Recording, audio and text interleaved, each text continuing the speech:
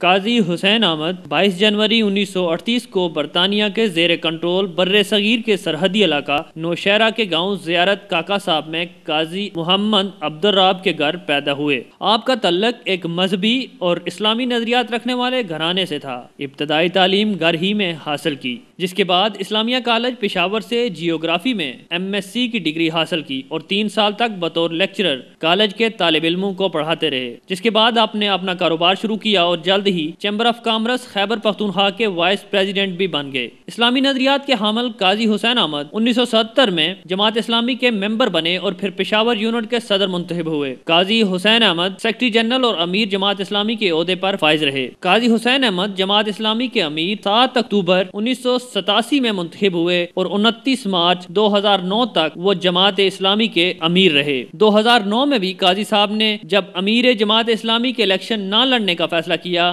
تو جماعت کے امیر کا عہدہ علامہ منور حسین کو سونپا گیا۔ قاضی حسین احمد پاکستان اور پاکستان سے باہر اسلامی دنیا میں مذہبی سکالر کے طور پر جانے جاتے ہیں۔ قاضی صاحب اردو، انگلش، عربی، فارسی اور مادری زبان پشتو پر مکمل عبور رکھتے تھے، جبکہ مصور پاکستان علامہ اقبال کے مداح تھے۔ قاضی صاحب دنیا کے بیشتر ممالک میں سفر کر چکے ہیں۔ ان کے یہ سفر مختلف کانفرنسوں میں شرکت اور مسلم امہ کو دعویٰ دینا سے منسلک رہے۔ قاضی حسین نے پاسبان اور شباب ملی کی بھی بنیاد رکھی۔ 1986 میں متحدہ شریعت محاذ کے جنرل سیکرٹری رہے۔ دینی جماعتوں کے اتحاد متحدہ مجلس عمل کی صدارت بھی 10 اکتوبر 2009 سے 18 فروری 2008 تک قاضی حسین صاحب کے پاس رہی۔ 1986 میں پہلی بار سینٹ کے ممبر بنے، 1992 میں دوسری بار اور 1996 میں تیسری بار سینیٹر منتخب ہوئے، مگر حکومتی کرپشن پر احتجاجاً مستعفی ہو گئے۔ 2002 میں قومی اسمبلی کا الیکشن اپنے آبائی علاقہ نوشہرہ سے لڑے اور ممبر قومی اسمبلی منتخب ہوئے اور عوام کی آواز کو اقتدار کے ایوانوں میں اٹھایا۔ قاضی حسین احمد امریکی جارحیت کے سخت خلاف تھے۔ عراق وار، گلف وار اور اس کے بعد افغان وار میں بھی قاضی صاحب نے اپنی آواز دنیا بھر میں اٹھائی، جبکہ مغرب میں قاضی صاحب کو افغان مجاہدین اور طالبان کے قریب سمجھا جاتا تھا۔ قاضی حسین احمد نے جہاں اسلام کی خدمات میں ملک و قوم کا نام روشن کیا، وہاں پر اپنی جماعت کے لیے اپنی زندگی کا بیشتر حصہ وقف کر دیا۔ 1997 میں ممبرشپ مہم کے ذریعے قاضی صاحب نے تقریباً 4.5 لاکھ نئے ممبر جماعت اسلامی میں بنائے۔ قاضی حسین احمد کے 2 بیٹے اور 1 بیٹی بھی جماعت اسلامی ہی سے منسلک ہیں۔ جماعت اسلامی کو